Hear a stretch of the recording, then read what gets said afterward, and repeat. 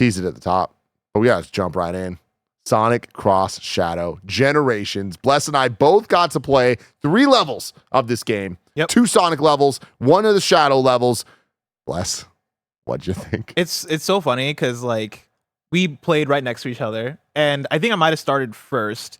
And I remember I started off and I looked over at Tim's screen, and it was so wonderful that me and Tim are so on the same wavelength, because when you boot up this demo, it gives you the option of Sonic Generations or Shadow Generations, which off the bat, already fucking awesome. Awesome, dude. The dual title screens, baby. I was like, let's go. I was like, let's fucking go. And in my head, I'm like, all right, I need to calibrate. And so I'm going to start with Sonic Generations. Yes, 100%. Let me do 1 level, because I know what this is. I got to come in here. I got to wade into the water, feel it out. I respect it. And when Tim sits down and starts his demo, I look over, he did the exact same thing. And so I started off, I played a Sonic level. I did the Sonic 3D level. I think Tim did the 2D level, if I remember correctly. I started with 2D, then went 3D, then went to Shadow. And so I'm sorry. Let me stop. Yeah. I understand that you are some fucking Sonic sickos.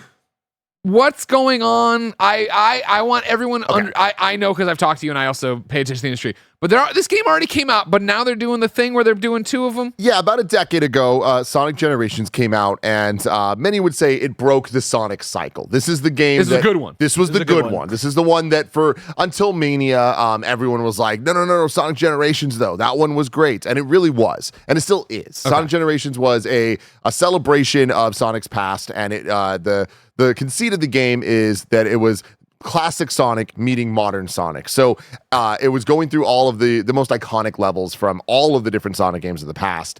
And you'd play through the level as classic Sonic in a more 2D fashion, and then you'd play through the same level in 3D as modern Sonic. Now they are remastering that game, but they're also adding Shadow Generations, which is very similar to Mario 3D World plus Bowser's Fury. Okay. So it is a separate experience. It's a brand new game that is probably not going to be like a full video game type thing, but it's going to be a sizable chunk of game. Yes. And so, thank you. You know, jumping into the Sonic Generation side of it, it is more of a remaster, right? And like, it looks fantastic. It looks great. They changed the controls slightly to be a bit more aligned with Frontiers, which I thought was interesting. How do we feel about that? I like it a lot, actually. Yeah. Okay. So like, I mean, it's a small change, but in the original, but it's noticeable nonetheless to the Sonic fan. Yeah, if you're sicko, you're gonna notice it, because usually in typical 3D Sonics, or at least like a lot of the recent ones, you press square to boost, right? And like that is the way you go about it. Frontiers had it so it's R2 to boost. In this game has changed it so it is R2 to boost. And at first I was like, what the fuck is going on here? But as I started to get through the level, I was like, oh, actually I kind of like this change, right? It feels great. It allows you, I think, like have more control over like what's going on the face buttons when you have your index finger using R2, but then also there's always the homing attacks where it is, I'm going to press X to jump and then press X again to home in on an opponent or an enemy, and you're just tapping X the whole time while playing these games. Now it is X and square, where you jump with X, home in with square. It feels just a bit more involved. Is that the case?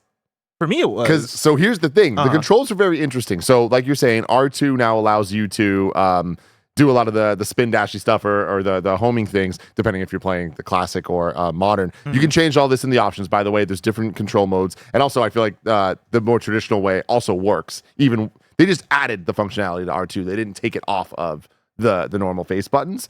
But what was interesting to me is 2 things. One, they added the drop dash from Mania. So when you jump as Sonic, if you hit the spin dash button, when you land, you're automatically spin dashing, which is a very, very welcome addition to keep the momentum going. So it's not that awkward jump, land, have to charge up and go. You can kind of just keep moving. But what I thought was weird, and maybe this was just a settings thing, but Sonic to me, homing was XX, Shadow was X squared. Oh. I'll tell you what, guys, this is changing the game. Honestly, it does kind of change the flow of everything. Yeah, no, it must have been some kind of control scheme thing because for me it was I kept trying to press square to boost, was not working. Okay. Like I had to press R2 to boost. As Sonic. Interesting. Yeah, okay. So it was definitely like some kind of control scheme thing. But yeah, like aside from that, it played the way I expected it to play. It looks great. It is you have a performance mode and fidelity mode like any other game in this generation. So you are playing it at 60 FPS in performance, and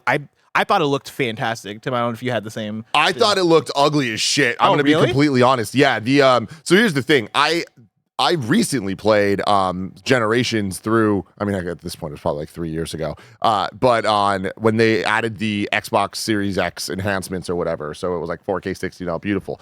Watching this, I was like, maybe it was the TV. I don't know what was going on. I was like, this doesn't look that great. And I was honestly a little disappointed because I was expecting a remaster of a Sonic Generations game to kind of be bringing the resolution and the sharpness and everything. But the bigger problem was the performance itself. Yeah. Then switching to performance mode, things were a lot better for me. I guess that's the thing is, I noticed the fidelity right off the bat, and so I switched to performance very quickly. Okay, so yeah, I feel like that was the thing. That performance mode is 1000% the move for this game. This episode is brought to you by BetterHelp. This year is going by so quickly. I'm literally getting married this month, so I know all about that. When life goes so fast, it's important to take a moment to celebrate your wins and make adjustments to the rest of your year. Therapy can help you take stock of your progress and set achievable goals for the next 6 months. Therapy helps you find your strengths so you can ditch the extreme resolutions and make changes that really stick. Some of my best friends use BetterHelp and love how helpful it can be for learning positive coping skills and how to set boundaries. It empowers you to be the best version of yourself, and it isn't just for those who've experienced major trauma. If you're thinking of starting therapy, give BetterHelp a try. It's entirely online, designed to be convenient, flexible, and suited to your schedule. Just fill out a brief questionnaire to get matched with a licensed therapist and switch therapists anytime for no additional charge. Celebrate the progress you've already made. Visit betterhelp.com/kindafunny today to get 10% off your first month. That's BetterHelp, HELP.com/kindafunny. But yeah, I don't have much more to say about the Sonic Generation side of things. I'm ready to get old into noise. Shadow. I mean, it's good old noise, though. That's the thing. Now, I will say it's funny because Sonic Generations, I love it dearly for what it is. And I think one of the coolest things is how much of a celebration it is of Sonic, good and bad. But it tries to make even the bad as good as it can be in terms of like pulling from some of the less fun games and like finding the fun in the new levels and the music remixes and everything. It's so good. But playing Mania and like how I know it should, a 2D Sonic should play, it can be a little bit hard to like kind of adjust. I do think that the enhancements they're making with the R2 and even the drop dash and things we've been talking about, I'm excited to play through Generations again. I think that this is going to be the definitive way to play, and that excites me. But the real star of the show is Shadow Generation. Yeah. And one more thing I want to mention with Sonic is that there were moments of slowdown that I experienced in like the super actiony moments. And that was a thing that made me go, huh, really? That's what I'm talking about. On the PlayStation 5, like, what in are we performance doing? mode, why is there slowdown in some of these moments? But yeah, no, Shadow the Hedgehog was definitely the star of this thing. I started off on Space Colony Arc, Act 1. And it's crazy how much this worked for me, even acknowledging what it is. Like, I was talking to you, Tim, about this, that I think this is feasibly the only way we would have gotten a new Shadow the Hedgehog game. And it's crazy how much it feels like it just functions as that. It is taking the mechanics of a Sonic Generation, adding in some more things. And so like you have a like a chaos control mode that you can go into to sort of slow things down. You're doing like the lock-on shit that Sonic does too, but like instead of dashing, it is more of a teleport, which has a different feel to it, but I think it feels really cool. But then also you just have like these shadow levels that are way more edgy and way more like epic. And you know, like you're looking at Space Colony Arc, and like it takes place in space in like this like fucking industrial like space station type scenario, and the level was fun. It was long, and it's I think it being new Sonic content is really like the main thing of it, right? You just have way more levels, new levels that you haven't played before, and I had a blast playing it. There's one blast. There was the 3D blast. There was one point during the level where like shit starts to fold in on itself, like Inception type shit. And I like look over to see if Tim's caught up yet, and I'm like, I can't. In my mind, I'm like, I can't wait for Tim to get to the place where I'm at. There was like 4 times that I literally like was playing. I look over you, and you're literally just looking at me, waiting for me to get to different parts. The shadow content in this game is phenomenal for fans of Sonic the Hedgehog. That's a big caveat there, right? No, I mean, But if you're listening and you're dialed in, this is what it's all about. This is a dream scenario. I cannot believe how hard they're going with this. This is exactly what any Shadow fan would ever want. The scene we've got going on right now, it's some straight up anime ass bullshit. They make Shadow as cool as possible. And if you look at this and you go, this is lame, this is not cool, this is not This for is you. not for you. If you look at this and go, this is fucking awesome, you're gonna love this. The boss fight that we got to play, pure insanity. They are just What made it insane? They just are leaning so into the memes. They're leaning into the Like, concept the of Shadow is attitude. cool. How Okay. do we just let Shadow be cool? What are the most insane lines of dialogue he could possibly say? You got to bring up what I you know, slapped like, so Roger. the boss fight starts, right? And the boss fight is against like this big tentacle creature that I believe has showed up before in other games. Yeah. And it starts off Biolizard. at the very start. Shadow says, it's against a bio lizard, yeah. Shadow says, Sorry, what was that? bio lizard. Bio lizard, got it. Big old bio Everybody lizard. out there, we're on the same page. Bio lizard. Shadow says, "You tortured soul, I will end your suffering."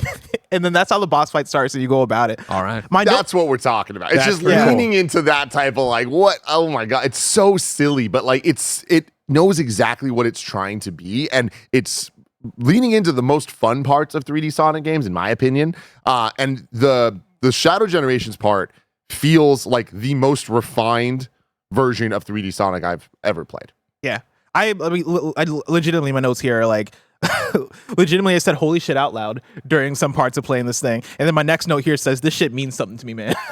For real, dude. Because, like, I think it is everything Tim is talking about from just like if you're a Shadow the Hedgehog person, it's going to hit.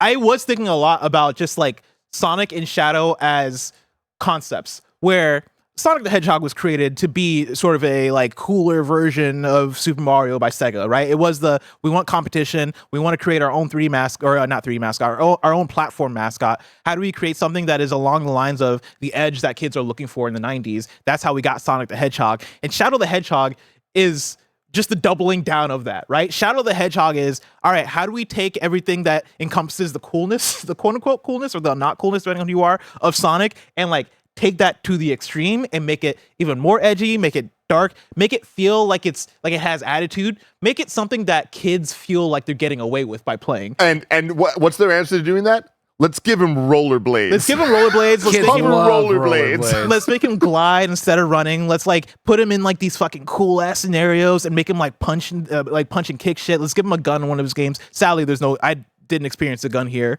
Well, remember, the director confirmed He doesn't need a gun. have a gun because he himself is a weapon. He himself is a weapon. And right now, Kevin has pulled up this is the scene I was talking about earlier where Correct. it's like Look at this. shit is folding in on itself. That's awesome. And like, again, this shit means something to me, man. It's just cool as hell, man. Like and this part was where the level to me really kind of stepped up, where I was Yeah. like, oh, whoa, they're doing some crazy shit with this. And like, I'm very excited to see where they take this, of like what homages to other levels from the past we're going to get here, because it is Shadow Generations. And like, it's funny to think about Shadow not having as many playable experiences in the past, right? Like compared to Sonic, who's been in a million games. So I feel like they're making all the right calls with this so far. Yeah, I would say like Sonic Generations gameplay I think translates so well to the Shadow stuff too. Like really it is a few tweaks here and there, and all of a sudden it feels, you're playing the same game, but it feels like a different game, right? It is the Mario Bowser's Fury type thing where it is, oh yeah, like this works. You're adding in more content here, and I cannot wait to get into it. Question I have is more back of the box stuff. Did they talk about how long this part of it is compared, or like are they talking at all? Like this doesn't feel like, oh, it's a few Shadow levels. This is a full blown thing. Yeah? They didn't talk about it, but like I would imagine that it's probably like 6 hours or Okay. so. Yeah, I would right? have said like I would estimate maybe 5 hours if I had to guess. They didn't. They weren't clear about it, but I feel like Sonic campaigns aren't usually the longest. Even Sonic Generations, I'm like, how long was that? 8 hours? Probably 8 to 10, I would say. But yeah, the other thing that I really loved about the Shadow demo we played was the amount of gameplay variation in terms of platforming. Like there was so many on rails sections and so many kind of like more 2D things, more 3D things, but there was a lot of like weird gravity stuff in the space level where you're like running on walls and like things flipping around, and just the perspective of where you're going being like kind of off, which was way better to control than I expected it to be from a Sonic game. Yeah. I was like, I felt in control of Shadow the entire time, which is a highlight and not always the case in these games. The level also felt very long. I don't know if you felt that too. Oh, yeah, but for sure. It felt super meaty in a way that I liked, right? Like I don't know. I like the direction they're taking it. I like everything they're doing with it. Like it's what I would want out of a like I guess out of what this is, right? Like a Shadow the Hedgehog campaign for this. It's doing all the things that I need. Like the questions I have are what do the other levels look like? Are we getting variety in terms of levels, or are all of them going to look like this? And then Greg's question of how much am I getting, right? Like how long is this thing? But then also, yeah, like story stuff. Am I even going to be invested in what's going on with the story? Because so far I'm like, hey, I'm in it for the ride. It really is like a ride at Disneyland where I'm just like, yo, take me on a roller coaster. I'm fine with that. But are we going to get to a place narratively where I'm like, oh man, I can't believe Dr. Robotnik did this? I don't know, but I'm curious to see. That's my thing, is I don't think I'm going to be invested in the story in a way that's like, oh wow, this is moving. I think I'm already invested though in the sense that like the story that they're building of just throwing Shadow into a situation where there's like Doctor Strange Inception type stuff going on, and him just being like, what is going on? I don't know. It's like, this is all I want. And I guess that's the thing, is it is the answer to how do you make a Sonic game that is just more trippy and weird and cooler. You just throw in Shadow and like call it a day. And that really is what it feels like, right? It does just feel like DLC for Sonic. That is, what allows us to get crazy with some of the level design. And that's exactly what they're doing. And for me, it's working. I go back to kind of what you were saying at the top of it with Sonic Generations, where it's not like the most high fidelity thing, right? But like, I like the style of it. I still love how it looks visually, even without being like, this is not something I'm showing my friends to go, here's the power of the PS5 by any means. But it looks fucking fantastic just from a style perspective, which I like. Yeah. Really, really excited for this one. It's coming October 22nd, so we don't have to wait too long for it. You guys put it on your fantasy critic team? Absolutely not. No. That much no. Only Sonic Sickos will review it, right? So yeah, but even then, like, there's enough going on that I don't think it's going to review that well. Okay. Like, I mean, the performance alone, I think, is kind of like guys, like, what are we doing here? And again, the demo unit, the TV we're on, there's so many factors at play there that, like, I'm not writing it off yet, because I do love the way that original Generations plays on the Xbox currently. So I imagine they'll iron that stuff out to an extent. But I also can guarantee there will be slowdown in the final version. Oh, yeah. Even on the PS5.